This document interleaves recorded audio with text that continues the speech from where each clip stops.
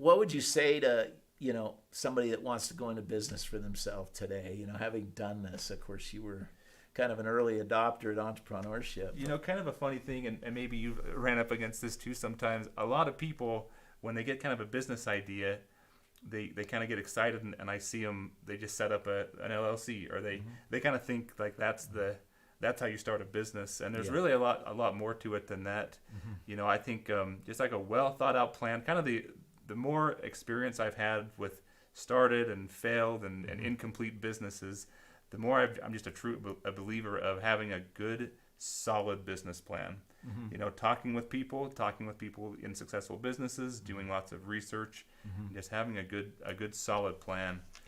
I think that's really the most important thing, because you can make money doing anything. That's pretty true. I mean, it's a little harder to make it in some areas, but you got to figure out how to scale. I tell my kids it's a little hard to teach dance or art and make a lot of money unless you're super talented and know how to scale that across a lot of people.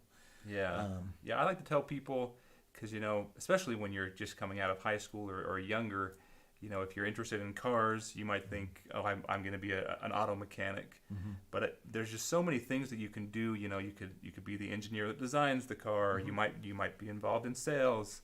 So I like to tell people to figure out, what are you at heart? Are you an artist? Are you an engineer? Are you a manager? Because if you know kind of your core skill set, you can do any job. You can. There's room for management. There's room for design or artistic, or just labor. Maybe people you just like doing labor and building. I like building, working with my hands. So knowing yourself, knowing what you are good at, and maybe what you're not as good at, is kind of almost more important than just having the, cars or like the thing that you like. I know of people that own businesses and they're terrible managers. In fact, they can't manage their finances, so they hire me. They can't. But the interesting thing I think is important, as you said, is once you know yourself, then you know how you have to support yourself as an entrepreneur, which is you've got to fill in the gaps. You've got to have people doing what you can't do. And it raises a great question.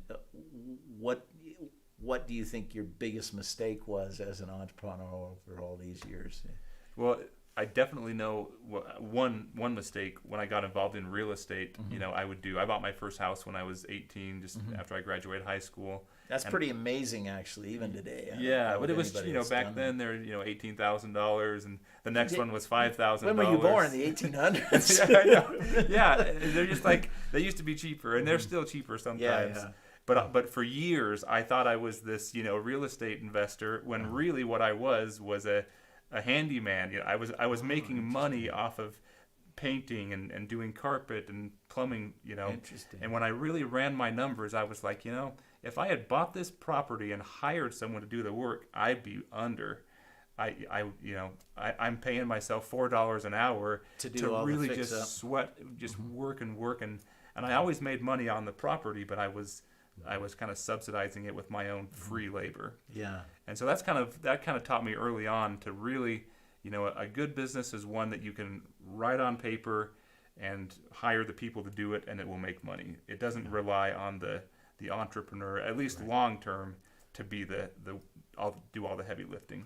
Thanks. I like that. I actually tell people, until you've got kind of a marketing system going and people doing the work for you, you don't have a business. You're self-employed, but you're not a business owner.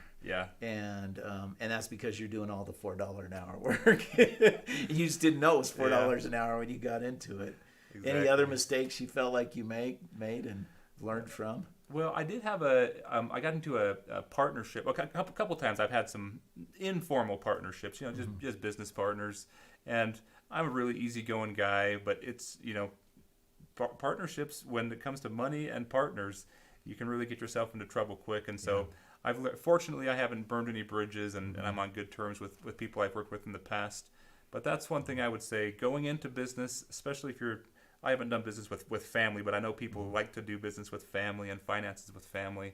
So that's one area of caution I would say is just kind of be very careful. And if you do go in with someone else to do a business, you just write everything out, make sure everyone's over-communicate in the early stages of it, is really kind of solves problems down the road. I've seen families destroyed over business, and personal feelings, even when they wrote everything out in the beginning. Sometimes that can be a challenge to any relationship. There's no question.